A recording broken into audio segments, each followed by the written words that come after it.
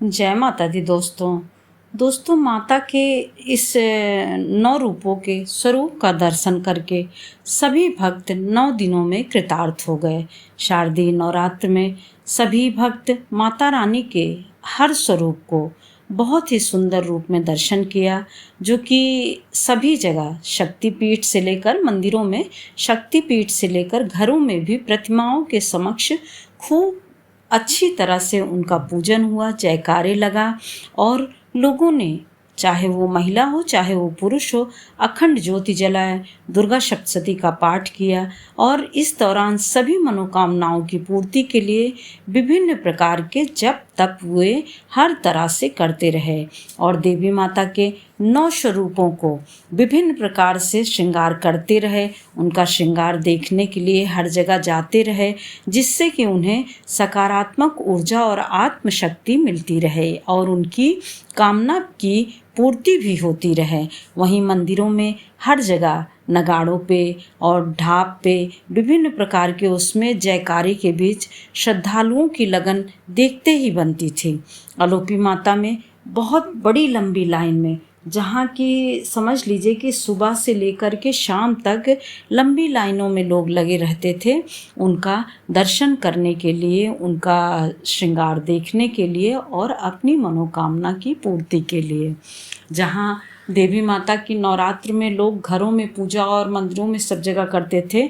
वहीं पर माँ भगवती का पंडाल भी जगह जगह पर सजे रहते हैं। वैसे तो दुर्गा माता की पूजा हर जगह होती है, विशेष रूप से पंचमी को मूर्ति रखी जाती है शारदीय नवरात्र में और उसके बाद दशमी तक रहता है। दशमी को माता का विसर्जन होता है और इन दिनों में आपको बताएं कि पंचमी से लेकर के दशमी तक शारदीय नवरात्र में इस प्रकार से माता का श्रृंगार किया जाता था प्रत्येक दिन, कि जिसको देखने पर ऐसा प्रतीत होता था कि मानो अभी ही माता बोल पड़ेंगी। और माता की कृपा पाने के लिए तमाम भक्त विभिन्न प्रकार के विशेष विशेष अनुष्ठान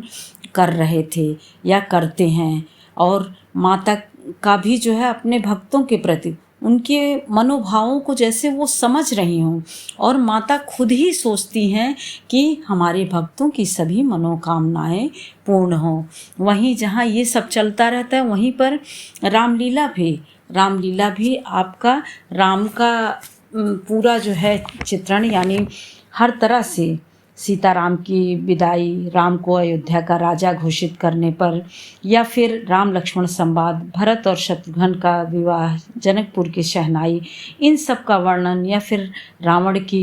दहन, वो जो है 10वें दिन होता है,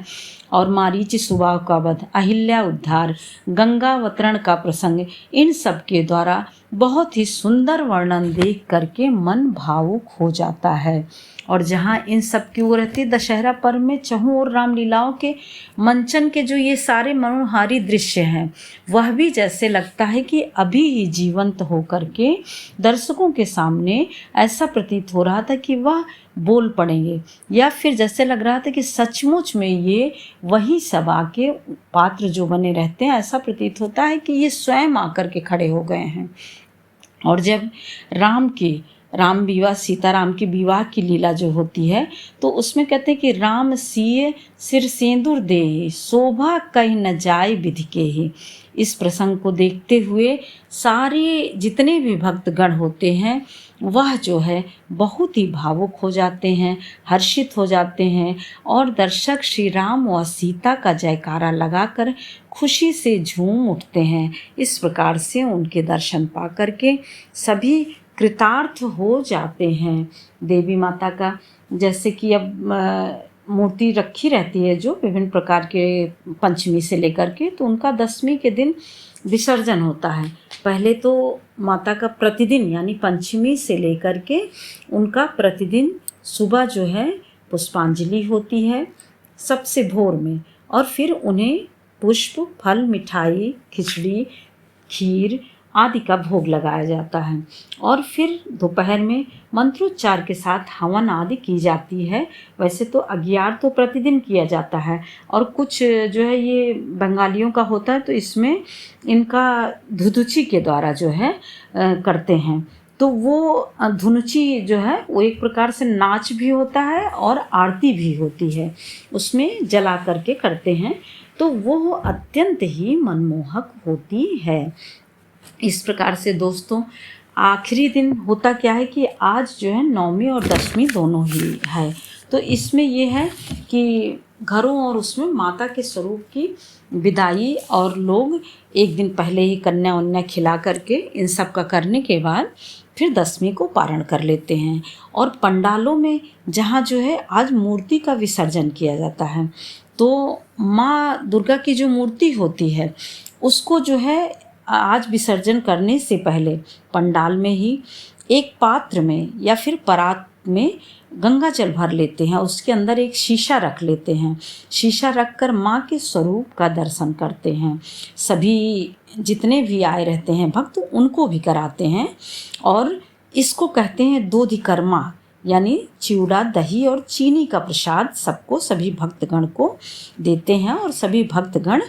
ग्रहण करते हैं। और बंगाली महिलाएं तो माँ को सिंदूर लगाकर सुहाग की रक्षा की कामना करती हैं, तो वो क्या करती हैं कि सिंदूर की डिबिया लेकर के और मीठा लेकर के मीठा से माता जी को खिलाती हैं, और सिंदूर एक दूसरे को लगा करके अपना सुहाग की कामना करती हैं, और ढाकी वादन में नृत्य करती हैं, और फिर इस प्रकार से वो नाच गाना करते हुए और माता जी की जो यात्रा निकालनी रहती है विसर्जन की, उसके पीछे पीछे वह कुछ दूर तक गाते हुए जयकारा लगाते हुए जाती हैं। और इस प्रकार से यह सोचा जाता है विसर्जन के साथ माँ पुनः अपने ससुराल चली जाती हैं, अर्थात इतने दिन ये होता है कि माँ अपने मायके आई रहती हैं। इस प्रकार से दोस्तों इन 9 दिनों में इतना जो है समझ लीजिए कि भजन कीर्तन, दुर्गा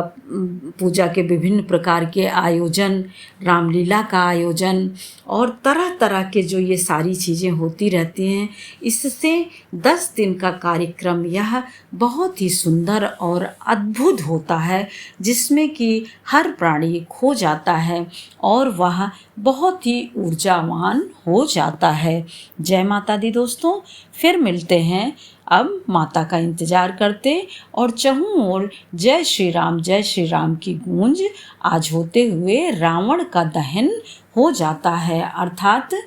अच्छाई हमेशा आपकी विजय पाती है और बुराई हमेशा हार जाती है। जबकि रावण में बहुत सारे गुण थे, परंतु कुछ अवगुण के कारण रावण की हमेशा ही जो है आज के दिन जो है उसका दहन किया जाता है। इस प्रकार से दोस्तों फिर मिलते हैं एक और नए वीडियो के साथ, तब तक के लिए जय माता दी, जय श्री।